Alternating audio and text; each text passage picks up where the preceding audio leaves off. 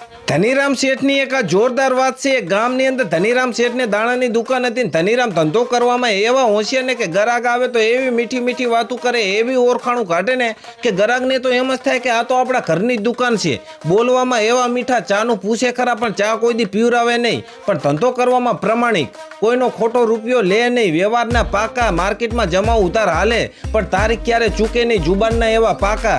એટલે માર્કેટમાં એ ખૂબ આબરૂ કમાણા, ખૂબ પૈસા કમાણા, ખૂબ મિલકત ભેગી કરી. ધનીરામને એક ને એક છોકરો હતો ને છોકરાનું નામ હતું લલ્લુરાજ. લલ્લુરાજ ધનીરામને લાડકો બહુ, કેમ કે એક ને એક જ હતો એટલે જે વસ્તુ જોતી હોય હાજર કરાવે, લાડ એવા લડાવે પણ કડક થવાનું અહીંયા કડક થઈ જાય, નરમ થવાનું અહીંયા નરમ થઈ જાય. બાપ તરીકેની ફરજ બરોબર નિભાવી અને લલ્લુરાજને ભણાવી ગણાવી હોશિયાર કર્યો, એને મોટો કર્યો. લલ્લુરાજ જવાન થઈ ગયો એટલે ધનીરામને એને પરણાવવાની ચિંતા થવા માંડી. લલ્લુરાજે ધનીરામને દિલ ખોલીને વાત કરી કે પપ્પા તમે મારી ચિંતા ના કરતા, હું અને લાલી ઘણા ટાઈમથી રિલેશનમાં છીએ, હું લાલી જોડે લગ્ન કરવા માંગુ છું. એટલે ધનીરામે કીધું કે બટી કાંઈ વાંધો નહીં, તારી ખુશી એમાં જ અમારી ખુશી, તારી જિંદગી છે, નિર્ણય તારો હોવો જોઈએ. એટલે ધનીરામે લલ્લુના લાલીના લગ્ન કરાવી દીધા. ધનીરામની પત્નીનું અવસાન થઈ ગયું પણ લલ્લુ અને લાલીએ ધનીરામને જરીકે ઓછું ના આવવા દીધું. એટલી બધી ઇજ્જત કરે, એટલો બધો પ્રેમ આપે, પૂછ્યા વગર કોઈ નિર્ણય ના લે. એટલે ધનીરામને મનોમન થવા માંડ્યું કે હું કેટલો ભાગ્યશાળી છું કે મને આવો દીકરો ને દીકરાની વહુ મળી. અને લલ્લુએ ધંધામાં એવો હોશિયાર, ખૂબ ધંધો જમાયો, ખૂબ પ્રગતિ કરી. અને એક દિવસ લલ્લુએ ધનીરામને કીધું કે પપ્પા હું શહેરમાં મોટું કારખાનું નાખવા માંગુ છું, તો એના માટે મારે થોડા પૈસાની જરૂર છે. એટલે ધનીરામે કીધું કે કાંઈ વાંધો નહીં બેટા, મેં તને નાનપણથી લઈને અત્યાર સુધી શેની ના નથી પાડી. તારે જેવું ભણવું તેવો ભણાયો, જ્યાં ફરવું તું ત્યાં ફરાયો, જ્યાં પરણવું તું ત્યાં પરણાયો. કેમ કે મને તારા ઉપર વિશ્વાસ છે, તું ક્યારે જિંદગીમાં ખોટા નિર્ણય નહીં લે. અને હવે તો મારી ઉંમર થઈ ગઈ છે, હું જવાબદારીમાંથી મુક્ત થઈ જવા માંગુ છું. આપણી જે કાંઈ પણ મિલકત છે ને એ હું તને સોંપી દઉં છું, તારા નામે કરી નાખું, એટલે તું ધંધામાં સાહસ કરી શકે, તારી હિંમત વધે. અને પછી તો લલ્લુએ સિટીમાંથી મેગા સિટીની અંદર મોટું કારખાનું નાખી દીધું. લલ્લુ લાલી એન્ટરપ્રાઇઝ અને કારખાનું ધમધોકાર હાલવા માંડ્યું. ધંધો એક નંબર હાલે, ખૂબ પૈસા કમાણા. પણ લલ્લુનું લાલીનું હવે ધનીરામ પ્રત્યે વર્તન બદલાવા માંડ્યું. પેલા જે પૂછ્યા વગર પાણી નતા પીતા ને એ હવે મન ફાવે એમ કરવા માંડ્યા. લલ્લુ જતો રે કારખાના ઉપર, વાહે લાલી પોતાના મિત્રોને ભેગા કરીને પાર્ટી કરે, મન ફાવે ત્યારે મિત્રો ભેગી જતી રહે. ધનીરામને બચારાને ગમે નહીં, પણ જો કાંઈ કે તો લલ્લુ કે પપ્પા તમને કાંઈ ખબર ના પડે, તમે શાંતિ રાખો, ભગવાનનું નામ લો, ખોટી ખટપટ ના કરો.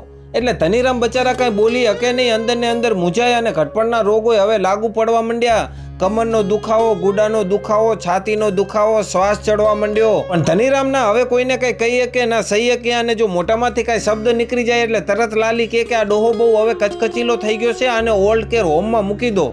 એટલે ધનીરામની જિંદગી છે એ હાવ નરક જેવી થઈ ગઈ. પણ ધનીરામે જિંદગીમાં બધું ગુમાવ્યું હતું. મિલકત ગુમાવી હતી, પૈસા ગુમાવ્યા હતા, પ્રોપર્ટી ગુમાવી હતી, પણ આબરૂ હજી ગુમાવી નથી. જે માર્કેટની અંદર એમને 40 વર્ષ સુધી ધંધો કર્યો હતો, ક્યારે પોતાનો વ્યવહાર ચૂક્યા નતા. એ માર્કેટની અંદર ધનીરામની આબરૂ આજ પણ અકબંધ હતી. વેપારીઓને એમની જુબાન ઉપર હજી વિશ્વાસ હતો. એટલે ધનીરામ માર્કેટમાં જાય છે ને એક જ્વેલર્સને મળે છે. જ્વેલર્સને મળ્યા પછી એ બેંકમાં જાય છે ને બેંકમાંથી પાછા ઘરે આવે છે અને લલ્લુને લાલીને કહે છે કે હું તમને એક વાત કહેવા માંગુ છું, મારી છેલ્લી પ્રોપર્ટી બતાવવા માંગુ છું એમ કહી અને ધનીરામ છે એ લલ્લુને લાલીને બેંકમાં લઈ જાય છે. પોતાનું લોકર ખોલે છે, લોકરમાંથી એક પેટી કાઢે છે અને પેટી આમ ખોલે છે ને તો અંદર હોનાના 52 બિસ્કીટો. અને ધનીરામ કહે છે કે હવે હું ઓલ્ડ કેર હોમમાં જતો રહીશ, વૃદ્ધાશ્રમમાં જતો રહીશ, એ મારી દેખરેખ કરશે, મારું ધ્યાન રાખશે, અને જ્યારે મારું મૃત્યુ થશે ને ત્યારે હું નોમિનીમાં એ સંસ્થાનું નામ લખતો જઈશ. એટલે હું જ્યારે મારું મૃત્યુ થાય ત્યારે આ હોનાના બિસ્કીટ છે એ સંસ્થાના નામે થઈ જશે.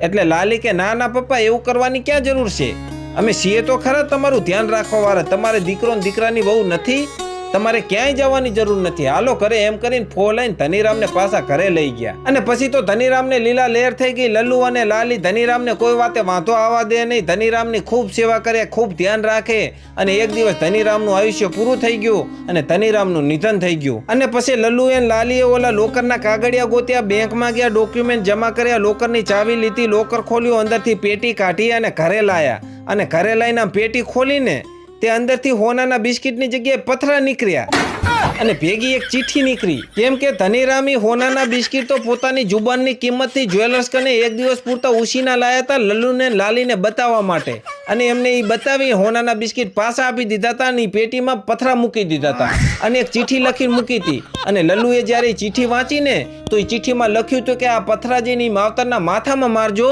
કે જે પોતાના જીવતા જીવત પોતાની બધી પ્રોપર્ટી છે ને એ છોકરાના નામે કરી દેશે. અને પછી આખી જિંદગી અહીંથી અહીં ઠેબા ખાય છે. 80% વૃદ્ધાશ્રમમાં એવા વૃદ્ધ છે કે જેમને હાથે કરીને પોતાના પગમાં કવાડા માર્યા છે. કોઈ જો એમના મનમાં એમ સમજતું હોય ને કે મારો છોકરો શ્રવણ થશે કે રામ થશે, એ નહીં થાય, એ લલ્લુ જ થશે. આ કળિયુગ છે. માલ હે તો મોહબ્બત હે. એટલે આખી જિંદગી જે જવાનીમાં જો જોર લગાવીને કમાણા હોય ને તો ઘટપણમાં એને ગુમાવાય નહીં.